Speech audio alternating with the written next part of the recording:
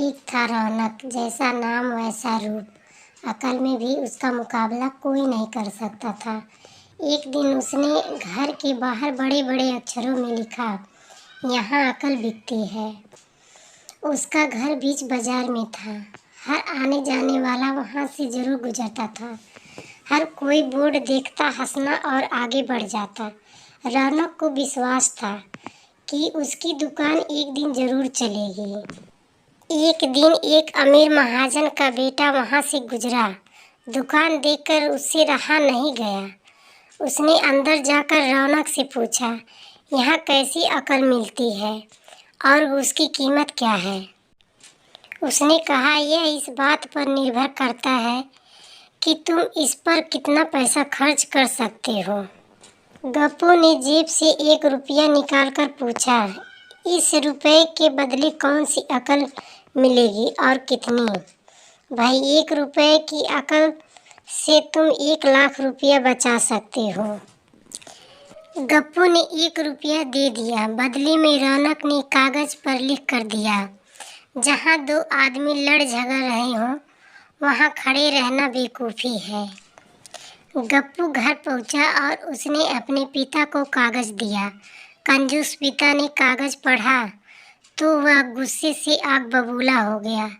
गप्पू को कोसते हुए वह पहुंचा अकल की दुकान। कागज की पर्ची रौनक के सामने फेंकते हुए चिल्लाया, वह 1 रुपया लौटा दो जो मेरे बेटे ने तुम्हें दिया था।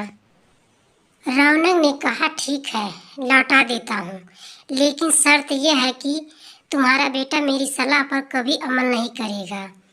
कंजूस महाजन के वादा करने पर रौनक ने रुपया वापस कर दिया। उस नगर के राजा की 2 रानियां थीं। एक दिन राजा अपनी रानियों के साथ जौहरी बाजार से गुजरा। दोनों रानियों को हीरो का एक हार पसंद आ गया। दोनों ने सोचा, महल पहुंचकर अपनी दासी को भेजकर हार मंगवा लेंगी। संयोग से दोनों दासियां एक ही समय पर हार लेने पहुंची।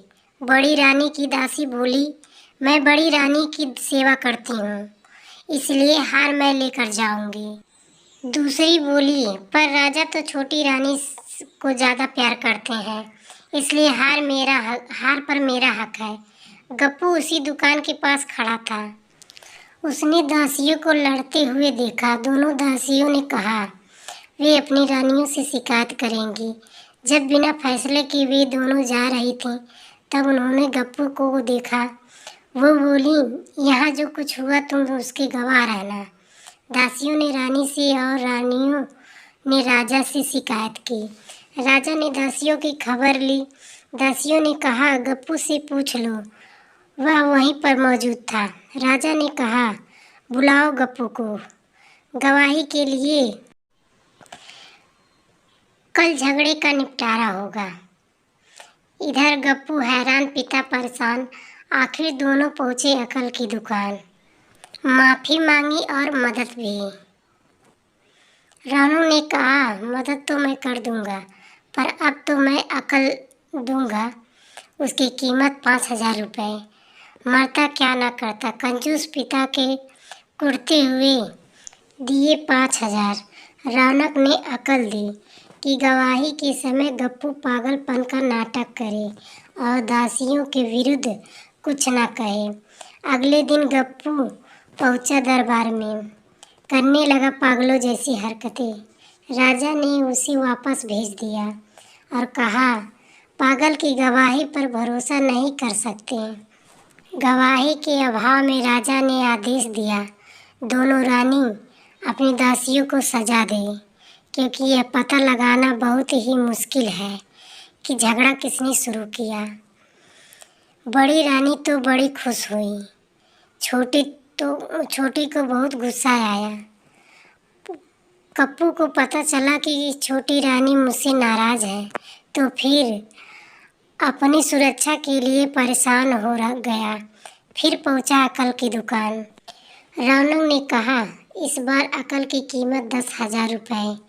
पैसे लेकर रौनक बोला, एक ही रास्ता है, तुम वह हार खरीद कर छोटी रानी को उपहार में दे दो।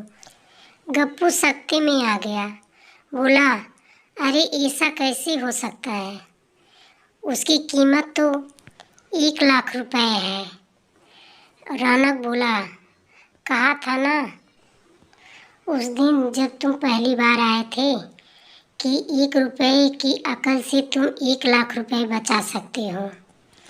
इधर गप्पू को हार खरीद कर भेंट करनी पड़ा, उधर अकल की दुकान चल निकली।